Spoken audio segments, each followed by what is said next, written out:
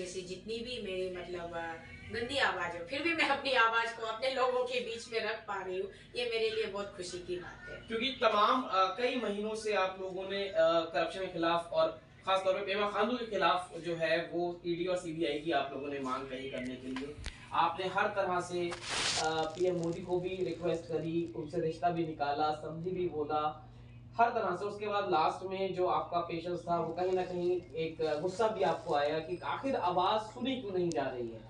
Paper leak होता है, CBI वहां पहुंच जाती है। कहीं ना कहीं अभी जब आप अरुणाचल के कुछ लोगों से बात हुई तो उन्होंने बताया सीबीआई जरूर वहां गई है, लेकिन वो पिक एंड चूज वाला वहां पे काम हो रहा है। कहीं ना कहीं जो पेमा खांडू हैं उनका हस्तक्षेप है, और जिन लोगों ने पेपर लीक किया उन पे कार्रवाई ना करते हुए जिन्होंने पेपर खरीदा था उन पे कार्रवाई हो रही है। तो आपके मूवमेंट में जो आपका डिमांड था उसमें सीबीआई और ईडी नहीं भेजी जाती, और जो पेपर था उसकी लीकेज पे सीबीआई भेज दिया थी। आप कैसे देखिए इसको? अगर पहले तो भेजी नहीं गई, अगर आपके जो आप मुद्दा उठाए हैं अगर उस पर सीबीआई या ईडी पहुंचती है तो क्या पेमा खांडू के खिलाफ इंक्वायरी में कुछ हो पाएगा या नहीं?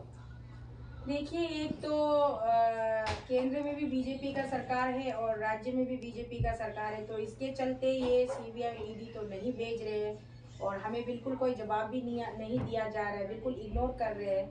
और उस बीच में जब पेपर बिक्री और पेपर चोरी वाला हादसा जब सामने आया ब्रदर ग्यामर पादक के माध्यम से, तो पेमा खांडू जी ने बड़ी चालाक दिखाई, बड़ी चालाकी दिखाई, बड़ी चतुराई दिखाई। उन्होंने रातों रात सीबीआई के लिए रेकमेंड किया, कैबिनेट से अप्रूवल लिया और यहाँ भेज दिया।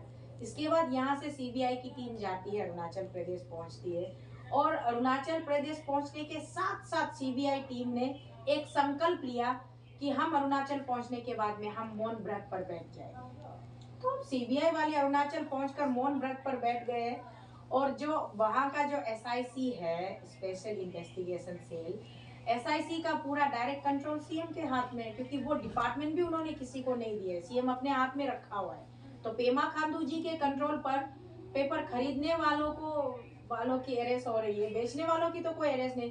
दिस इज ओनली आई वास, जनता को बेवकूफ बनाने का अच्छा लॉलीपॉप खिलाया इन लोगों ने। सीबीआई को चुप बैठने के लिए, मौन व्रत धारण करने के लिए शायद प्रसाद वसाद पहुंचाया होगा, वो तो हमने देखा नहीं है। नॉर्मली तो ऐसा होता ही है। हाँ, हिंदी फिल्मों में बहुत बार, साउथ इंडियन के फिल्मों में देखा है कि सीबीआई वाले आप मौन व्रत धारण कीजिए, आप खाइए पीजिए, बंगला में रहिए, आप गेस्ट हाउस में रहिए, आराम से रुकिए, आपके खाने पीने का सब कुछ हमने इंतजाम किया हुआ है, आप आराम कीजिए, बाकी मेहनत आप क्यों करें, मेहनत स्टेट पुलिस करेंगे ना। तो आइए, हाल यही है वहां पे। सीबीआई उन्होंने रेकमेंड किया, अपने हिसाब से बुलाया और सीबीआई को वहां पे बिल्कुल कोहिनूर की तरह छिपा के भी रखा हुआ है। सीबीआई का तो अभी तक हमने कोई अपडेट देखा नहीं। अगर कुछ अपडेट वो देते तो हम भी जरूर, हमें भी पता चलता कि भाई हाँ, सीबीआई ये काम कर रहे हैं। और बाकी जो एसआईसी है वो काम कर रहे हैं, तो क्या काम कर रहे हैं? जो असली जो चोर है, जिन लोगों ने पेपर बेचा है, पेपर महंगे महंगे कीमतों में टेंडरिंग करके पेपर बेचा, बेचने के बाद आलीशान बड़े बड़े महंगे बंगले बनाए हैं, लग्जरी गाड़ी में घूमते हैं, उसके बाद लग्जरी घर में रहते हैं, उन लोगों का तो कोई अरेस्ट हुआ नहीं। अब अरेस्ट किसको किया? मैं बाजार में जाती हूँ, बाजार में मेला लगा हुआ है, कुछ चीजों का अगर ऑक्शन चल रहा है और लोग खरीद रहे, तो अगर मुझे भी वो चीज पसंद आएगी तो मेरे काम के उपयोग के होंगे तो मैं भी खरीदने जाऊंगी। खरीदारों को, कितने खरीदारों को अरेस्ट करते रहोगे? हाँ, खरीदारों को पकड़ो, उनको इंट्रोगेट करो, उनका स्टेटमेंट रिकॉर्ड कीजिए कि आपको पेपर किसने बेचा वो फाइंड आउट कीजिए।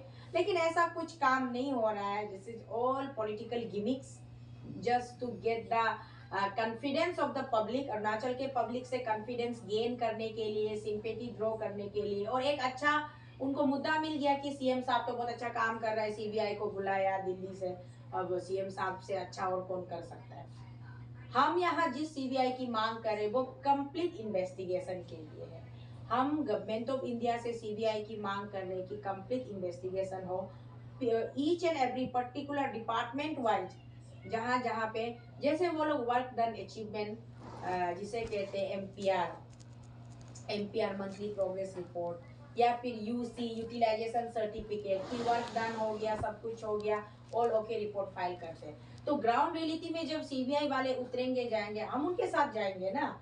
अगर सीबीआई यहाँ से सैंक्शन करता है तो हम उनके साथ चलते, उनको दिखाते कि भैया ये देखिए, ये सड़क का हाल ये है, बट इस सड़क के एवज में इन्होंने रिपोर्ट यहाँ दिल्ली में फाइल कर दिया कि भैया हमने सड़क पूरा कर दिया, उस पर क्वालिटी में कोई कॉम्प्रोमाइज़ नहीं हुआ है, बहुत बढ़िया सड़क बना है। और पेपर में पूरा ग्राफिक्स बना के उन्होंने दिखा दिया, ड्राइंग यहाँ सबमिट कर दिया और पूरा वर्क डन, पेमेंट सैंक्शन। तो सीबीआई इसीलिए हम मांग रहे थे, और खास करके ईडी की मांग इसलिए कर रहे थे, करोड़ करोड़ हजार करोड़ों में पैसों की घपलाबाजी हो रही है। तो इतना जो मनी शिपोन हो रहा है, मनी लॉन्ड्रिंग हो रहा है, इधर से इधर का पैसा उधर, 889 करोड़ पंचायत राज का जो फंड होता है, पंचायत राज का फंड आप डाइवर्ट करके स्टेट एक्सचेकर में ले जाते हो, अलग अलग चीज़ों में कोरोना के लिए इस्तेमाल करते हो, अलग अलग चीज़ों के लिए इस्तेमाल करते हो। उसके बाद में फिर आप बोलते हो कि नहीं हमने वापस कर दिया, ये कर दिया, वो कर दिया। तो इस पे ईडी लगना चाहिए कि नहीं लगना चाहिए, इसीलिए हम ईडी की मांग कर रहे हैं। लेकिन यहाँ हमारे आदरणीय, परम आदरणीय, पूजनीय पिताजी, देश के प्रधानमंत्री जी के कान में जू तक नहीं रेंगता है। आंखों में उसने पट्टी बांध लिया है गांधारी की तरह कि हमको देखना नहीं है, हमको सुनना नहीं है, कान बंद कर लिया उसने। अब हम क्या करें? हम एक सिटीजन होने के नाते, एक नागरिक होने के नाते हम बस अपनी प्रॉब्लम्स उनको बता सकते हैं। तो यहाँ पे आपने देखा मोन्टू भाई कि नेशनल मीडिया को भी हम तक पहुंचने नहीं दिया। एक दो चैनल जो नेशनल मीडिया हमारे पास आए थे वो भी जुम्मा बाद में 5-7 बार आने के बाद फिर वो लोग भी गायब हो गए। तो ये एक कंट्रोल है यहाँ पे कि सही चीजों को जब हम उजागर करने की कोशिश करते तो उसको बंद करने के लिए, उसको ढकने के लिए ये लोग बहुत सारे, अगर मीडिया कवरेज नहीं करेंगे, मीडिया के माध्यम से बात अगर आगे नहीं जाएगी तो फिर लोगों को पता कैसे चलेगा? क्योंकि यहाँ पे अभी पहले जो वीडियो देखा आपने, उसमें हमने जो ग्राम पंचायत हैं उनसे भी बात करी, उन्होंने तमाम चीजें बताई कि एक सेंसिटिव एरिया है अरुणाचल का, वहाँ इतनी दूरी है कि 4 घंटे अगर पैदल चल ले इंसान तो चाइना में घुस जाएगा वो। ऐसे सेंसिटेशनल एरिया के अंदर सड़क नहीं है, विशाल वो कहते हैं विकास हो रहा है, टेक्नोलॉजी है और अमृत काल है, खाने को राशन नहीं है, पहनने को कहा जाए तो फैसिलिटीज नहीं है, शिक्षा नहीं है, हॉस्पिटल्स नहीं है, तमाम मूलभूत सुविधाएं जो होनी चाहिए वो नहीं है। और अगर बात की जाती है करप्शन की तो राशन के पैसे जो पंचायत में बताए गए कि एक जिले को 1.25 करोड़ के आसपास पैसा सैंक्शन हुआ, लेकिन वहां तक राशन पहुंचा ही नहीं। कंप्लेंट आप करते रहिए लेकिन सुनवाई कोई नहीं। ये छोटी छोटी जो चीजें हैं, एक गरीब को राशन तक उपलब्ध नहीं हो पा रहा है अरुणाचल के अंदर। करप्शन इतना के 1.25 करोड़ जो बजट आया एक जिले का वो वहां तक पहुंचा ही नहीं और खा गए। उसके बाद जब कंप्लेंट होती है तो कोई सुनवाई नहीं है। कैसे देखते हैं, तो कैसे चीजें बदलेंगी, क्योंकि इतना कंट्रोल है पेमा खांडू का हर चीज को लेके, कैसे चीजें बदलेंगे? यही तो हम कह रहे हैं, वो तानाशाही सरकार चला रहे हैं ना। उनकी जो जी मर्जी, जो उनके मन में जो मर्जी, उनको जो सही लगता है, उनको ये करना चाहिए वो कर रहे, उनको चोरी करना चाहिए वो चोरी कर रहे, उनको लूटपाट मचाना चाहिए लूटपाट मचा रहे, उनको जनता से कोई मतलब ही नहीं है। और उनको इस बात का घमंड है, गुरूर है कि मैं क्यों लोगों की बात सुनूं, लोग मेरा बात सुनना चाहिए, मैं उठने के लिए बोलूंगा तो उनको उठना चाहिए, बैठने के लिए बोलूंगा तो बैठना चाहिए। ये एक प्रकार का उसके अंदर में एक गुरूर है, एक घमंड है। अभी देखिए उन्होंने ऐसे ही करके स्टेट में जो हमारा टोटल 12 कैबिनेट मिनिस्टर होता है इंक्लूडिंग चीफ मिनिस्टर, तो 12 कैबिनेट मिनिस्टर में खुद वो एक चीफ मिनिस्टर है, बाकी और 11 मिनिस्टर्स हैं, उनको भी उन्होंने यही पाठ पढ़ाया हुआ है। और सारे मिनिस्टर किसी की, आप देखिए पिछले कई महीनों से हम करप्शन को लेकर के यहाँ बात कर रहे हैं, आज तक गलती से भी ना एक सिंगल एमएलए ने आवाज उठाया करप्शन के लिए। हाँ, एक एमएलए ने उठाया था, बेचारा ताना हाली जी, 14 डोईमुख का ऑनरेबल एमएलए है, बीजेपी का एमएलए है।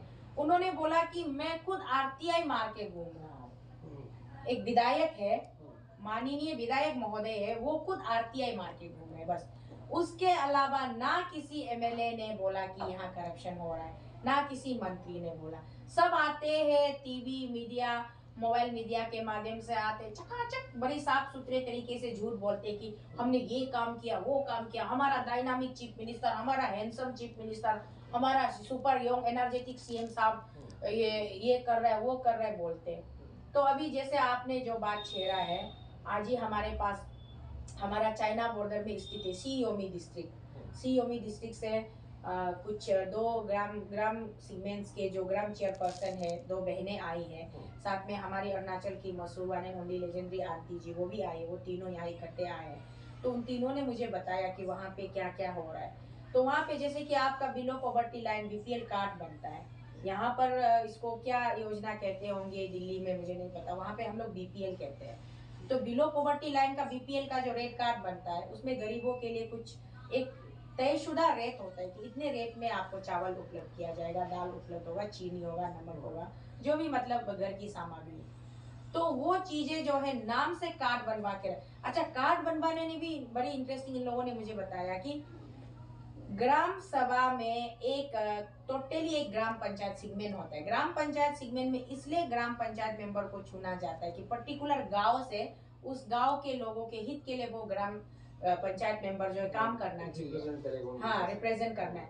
फिर सिलेक्शन में चाहे वो मनरेगा का सिलेक्शन हो, चाहे कोई भी स्कीम जेजेएम हो या फिर कुछ भी हो ना, पीएमएवाई हो, जो भी हो, उसमें क्या होता है कि एक ग्राम सभा होना पड़ता है, टोटल कंप्लीट ग्राम सभा होता है, जनता का पार्टिसिपेशन होता है और जनता के बीच से जेन्युइन जनता को चुन करके बेनिफिशियरी लिस्ट डाला जाता है। अब यहाँ पे सिस्टम ऐसा है कि ग्राम पंचायत मेंबर को पूछा तक नहीं जाता है।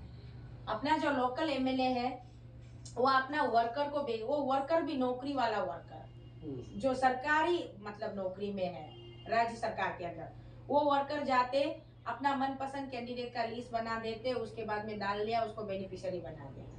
अरुणाचल में ऐसे कई बीपीएल आपको दिखने को मिलेंगे जो फॉर्च्यूनर गाड़ी में चलते हैं, इंडेवर गाड़ी में चलते हैं, एसी रूम में रहते हैं, बड़े बड़े बंगला में रहते हैं, लेकिन उनके पास बीपीएल कार्ड होता है। सोचिए, BPL card, below poverty line, जो 40 लाख की गाड़ी में चलते हैं, करोड़ों के बंगले में रहते हैं। ये एक नई इंटरेस्टिंग चीज है। मतलब विकास तो हो रहा है लेकिन लिमिटेड लोगों का हो रहा है। असल गरीब जो है, असल बेनिफिशियरी जो है, उनको ढेला भर भी नहीं मिलता है। उनकी तो बात तक नहीं सुनते हैं लोग। उनको सिर्फ इलेक्शन के टाइम पे आते हैं, नमस्कार करते हैं कि आप बहुत सीधे साधे बंदे हो, अच्छे लोग हो, चलिए खुश रहिए, कभी भी अगर हमारी जरूरत हुई तो याद कीजिए, हम आपके पास आए हैं, आपके द्वार में आए हैं, ओके देखेंगे, 4-5 हजार रुपया देंगे, लीजिए, आपका कोई भी दिक्कत होगा, परेशानी होगा, ये लीजिए, फिर हम है।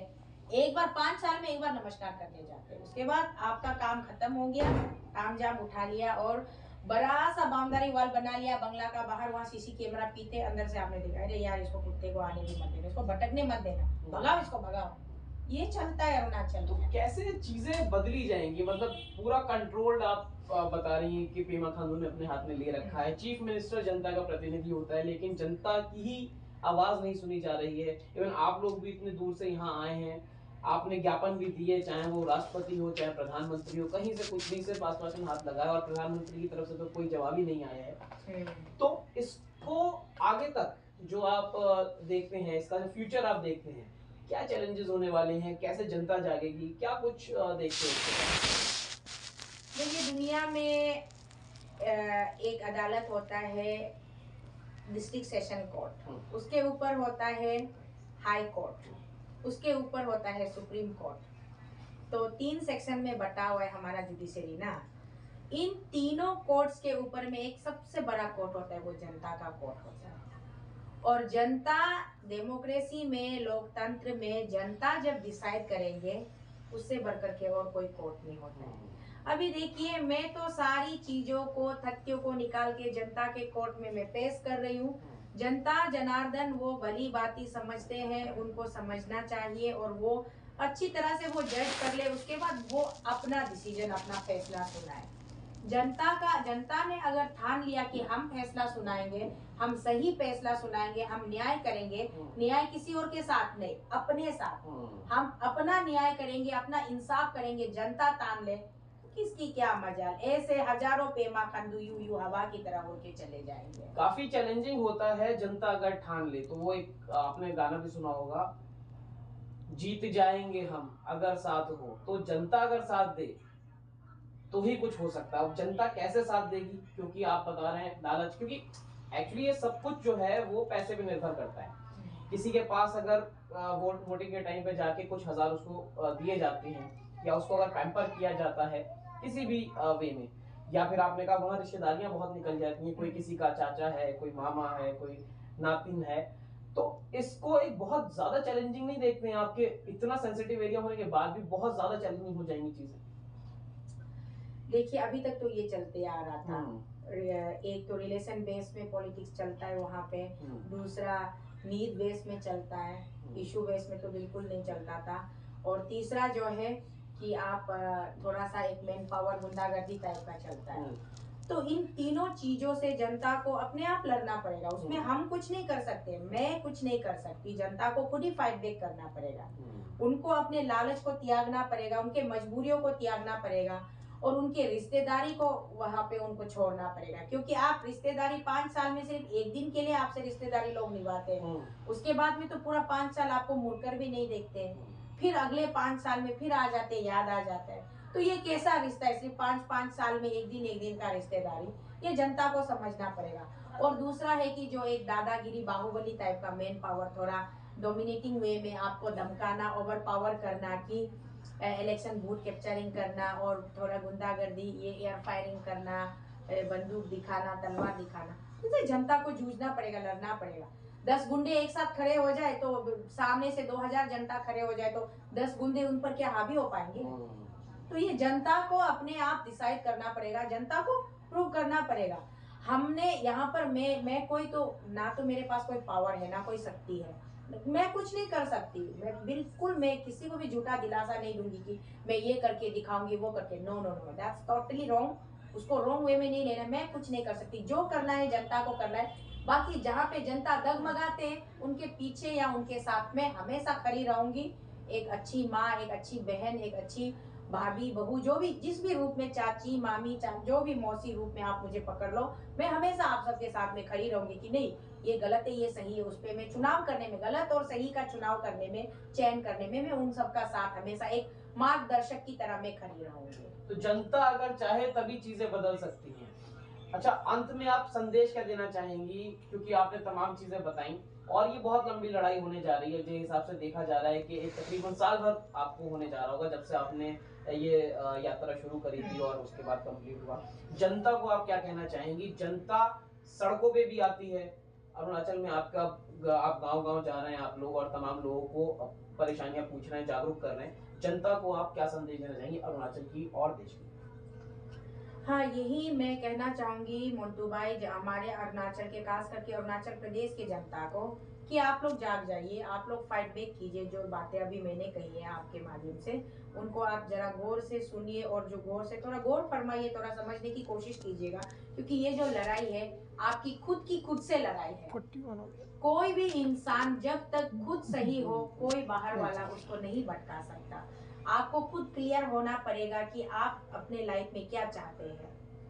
या तो आप इलेक्शन के टाइम पे 50,000, 1,00,000, 10,000, 5,000 में खुश होकर के पूरा अपना भविष्य आप खराब करना चाहते हैं, या फिर आप एक दिन के रिश्तेदारी में बैंड बाजा बारात लेके लोग आते हैं, रिश्तेदारी निभाते हैं, चाचा भतीजा मामा मियाँ क्या है, रिश्ता निभाते, गले मिलते हैं। जैसे कि आपके हमारे इस्लाम धर्म में हर साल ईद आता है, तो हर साल ईद में लोग गले मिलते हैं, अस्सलाम वालेकुम कहते हैं। हमारे क्रिश्चियन धर्म में हर साल क्रिसमस आता है, तो कम से कम क्रिसमस में हर साल लोग मिलते हैं, गले मिलते हैं। हमारे हिंदू धर्म में हर साल होली आती है, बैसाखी आती है, तो होली के दिन, बैसाखी के दिन लोग एक दूसरे को प्यार करते हैं, गले मिलते हैं, रंग लगाते हैं। तो इसी प्रकार से कम इन धर्मों में कम से कम हर साल होता है। लेकिन आपके पॉलिटिकल वाला रिलेशन में 5 साल में एक बार रिलेशन जिंदा होता है, उसके बाद तो फिर कोई रिलेशन होता नहीं है। फिर कुछ लोग झूठा दिलासा देते, मैं आपके बच्चे का नौकरी देखूंगा, मैं ये करूंगा, वो करूंगा, आपका जो भी है प्रॉब्लम मैं करूंगा, आप मेरा वर्कर बनिए ना, कंस्टिट्यूंसी में आप मुझे सपोर्ट कीजिए, मुझे इलेक्शन जिताइए, मैं आपको इतना करोड़ का टेंडर दूंगा, दिलवाऊंगा, काम करूंगा, ये करूंगा। तो this is a kind of A business dealing. Business dealing मत कीजिए, मैं तो ये कहूंगी। अगर आपको एक साफ सुथरी, अच्छी, एक बहुत ही अच्छा वातावरण वाला आपको सरकार चाहिए, एक पब्लिक फ्रेंडली गवर्नमेंट चाहिए, तो सबसे पहले हम सबको खुद को, हमको क्लीन होना पड़ेगा। हमको अपनी छोटी छोटी आशाओं को, छोटी छोटी उम्मीदों को, छोटी छोटी मनसाओं को, हमें उसको त्यागना पड़ेगा। हमें अपने रिलेशन को भूलना पड़ेगा, पक्षपात नहीं करना चाहिए हमें। हम जब वोट डालने जाते हैं, अरे ये मेरा भैया है, अरे ये मेरा मामा है, अरे ये मेरा जीजा, ये मेरा पिताजी है, ये मेरा भाभी है, ये मेरा दीदी है, बोल के वोट नहीं डालना है। हमको बिल्कुल उस प्रतिनिधि, जो पर्टिकुलरली जो रिप्रेजेंटेटिव, जो खुद को हमारा प्रत्याशी बनाकर हमारे सामने मैदान में खड़े हैं, उनको हमें जांचना परखना है कि जब कोई इंसान बहुत अच्छा भाषण देता है, इसका मतलब ये भी नहीं कि वो बहुत अच्छा बंदा होगा। उसके बोलने के तरीके से हमें पता चल जाएगा कि उसका कंसेप्ट क्या है, उसका एम एंड ऑब्जेक्टिव क्या है, और वो किस प्रकार से लोगों को ट्रीट करता है।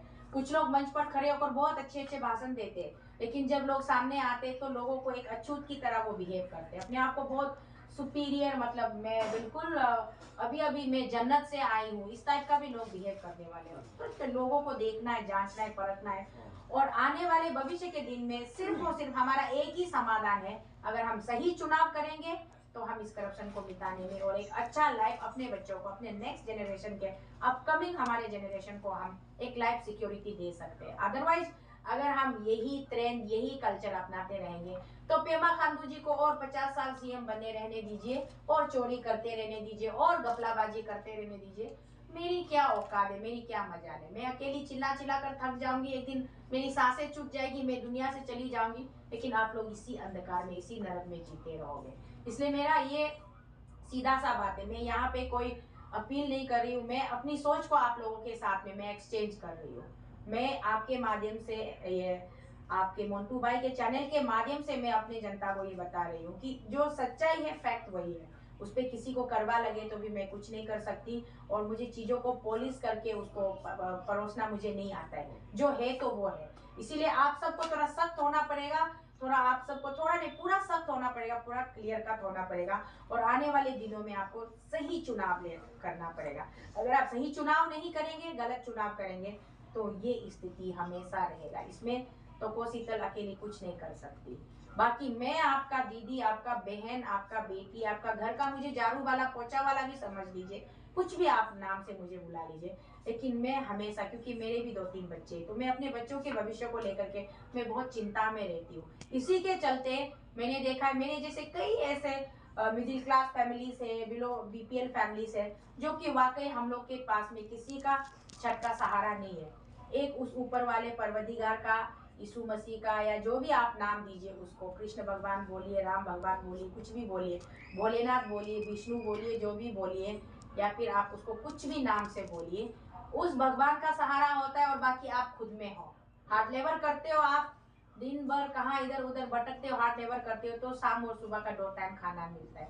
तो अभी जो नेपोटिज्म है, जो सिस्टम में, हमारे सिस्टम में जो एक फेवरेटिज्म है, जो नेपोटिज्म है, अभी आपने देखा एक नौकरी के लिए 50 लाख आपको खर्चा करना पड़ता है, 60 लाख 70 लाख खर्चा करना पड़ता है, तब जाके आपको नौकरी मिलता है। तो हम जैसे लोगों के पास में 50-60 लाख कहाँ से आएंगे नौकरी खरीदने के लिए? तो इस चीज को इरादिकेट करना पड़ेगा। इसका रूट कोच कहाँ से जन्म, वो जो पर्टिकुलर ऑफिसर जो आपसे अगर 50 लाख ले रहा है, तो वो अकेला 50 लाख नहीं खा रहा है, उसमें पूरा ओलो का एक, बिल्कुल एक ओलो का ग्रुप है, नेक्सस है, परसेंटेज वाइज सीएम का इतना शेयर, डीसीएम का इतना शेयर, डायरेक्टर का इतना शेयर, बोर्ड मेंबर का इतना शेयर, फिर ये जो इन्विजिलेटर जो होता है, पेपर चेक करने वाला, उनका इतना शेयर, पूरा वहां शेयरिंग बगबत्ती होता है।